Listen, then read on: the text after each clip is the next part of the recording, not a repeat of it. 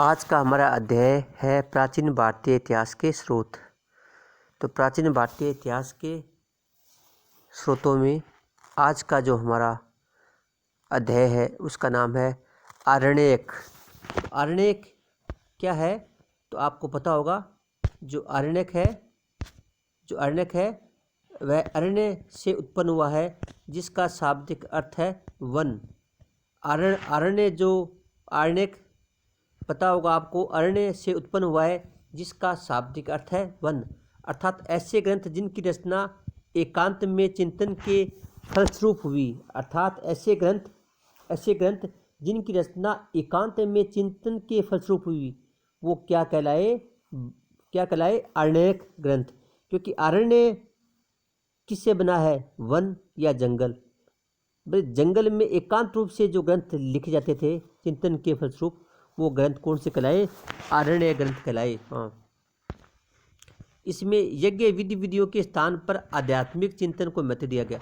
ये इसकी जो आरण्य ग्रंथ है उसकी मेन महत्वपूर्ण बात यह है कि इसमें यज्ञ विधि विधानों के साथ स्थान पर आध्यात्मिक चिंतन पर बल दिया गया। ये इसकी महत्वपूर्ण बात है। इसकी महत्वपूर्ण बात क्या है कि इसमें यज्ञ विधि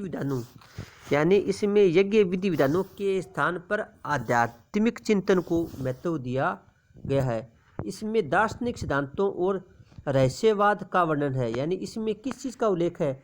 दार्शनिक सिद्धांतों और रहस्यवाद का वर्णन है, न कि धार्मिक कर्मकांडों और यज्ञों का। अब इसकी जो महत्वपूर्ण बात आरण्यक जो ग्रंथ है उसके बारे में पूछते हैं। तो इसमें दार्शनिक सिद्धांतों और रहस्यवाद का वर्णन, यानी दार्शनिक सिद्धांत और रहस्यवाद का उल्लेख है, न कि धार्मिक कर्मकांड और यज्ञों का, जो कि वैदिक ग्रंथों का, जिसका उल्लेख वैदिक ग्रंथों में हुआ है। वस्तुतः ये यज्ञ तथा पुराने धार्मिक कर्मकांडों के विरोधी हैं तथा ये पूरा जो इनका जोर है वो नैतिक गुणों पर है तथा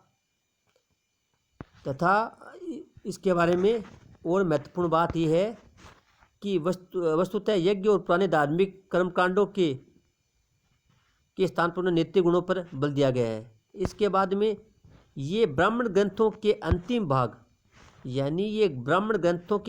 भाग, हैं। इनको इतना पवित्र माना गया है कि वन के अतिरिक्त इनका पाठन निषिद्ध था अन्य स्थानों पर। यानी ये इतने पवित्र थे कि वन के अलावा इनका पाठन नहीं किया जाता था, निषिद्ध थे। वानप्रस्थ आश्रम ग्रहण करने वाले लोगों के लिए यह ग्रंथ उपयोगी था।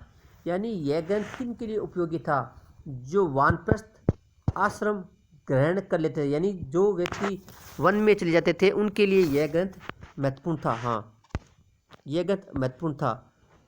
इसके बाद में आरण्यक ब्राह्मणों द्वारा प्रतिपादित कर्म मार्ग व उपनिषदों द्वारा प्रतिपादित ज्ञान मार्ग के बीच सेतु का कार्य करते हैं। यानी आरण्यक ग्रंथ ब्राह्मणों द्वारा प्रतिपादित कर्म मार्ग और उपनिषदों द्वारा प्रतिपादित ज्ञान मार्ग के बीच सेतु का कार्य करते हैं।